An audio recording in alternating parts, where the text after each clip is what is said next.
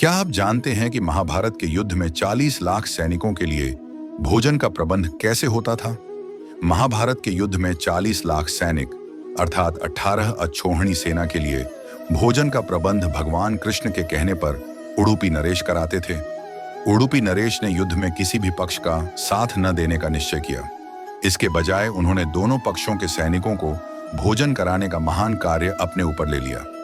महाभारत युद्ध में युद्ध धर्म का पालन किया गया था और प्रत्येक दिन के युद्ध के बाद दोनों पक्षों के सैनिक एक साथ बैठकर भोजन करते थे। इन भोजनों के दौरान श्री कृष्ण महाराज युधिष्ठिर के पास बैठते थे और उडुपी नरेश स्वयं उन्हें भोजन परोसते थे।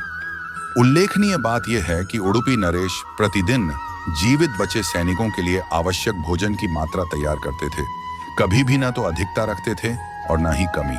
पांडव इस बात को लेकर उत्सुक थे कि उन्हें प्रतिदिन मरने वाले सैनिकों की सही संख्या कैसे पता चलती है, इसलिए उन्होंने इसकी जांच करने का निश्चय किया। जब उन्होंने रसोइयों से पूछा कि क्या भोजन की अधिकता या कमी है, तो रसोइयों ने बताया कि उडुपी के राजा को ठीक ठीक पता था कि कितने सैनिक बचेंगे और उन्होंने उसी के अनुसार भोजन तैयार करने का आदेश दिया था। कौतूहलवश पांडवों ने उडुपी नरेश से पूछा कि उन्हें कैसे पता चलता है कि हर दिन कितने सैनिक मारे जाएंगे।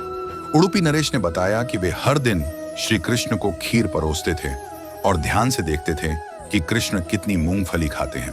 कृष्ण जितनी मूंगफली खाते थे उतनी ही अगले दिन मरने वाले सैनिकों की संख्या भी होती थी और हर मूंगफली हजारों सैनिकों का प्रतिनिधित्व करती थी। यह समझते हुए कि कृष्ण की इच्छा ही युद्धों का परिणाम निर्धारित करती है, पांडवों ने कृष्ण से प्रार्थना की तथा स्वीकार किया कि उनका युद्ध केवल दिखावा था तथा वास्तविक परिणाम कृष्ण द्वारा ही तय किया जाता है।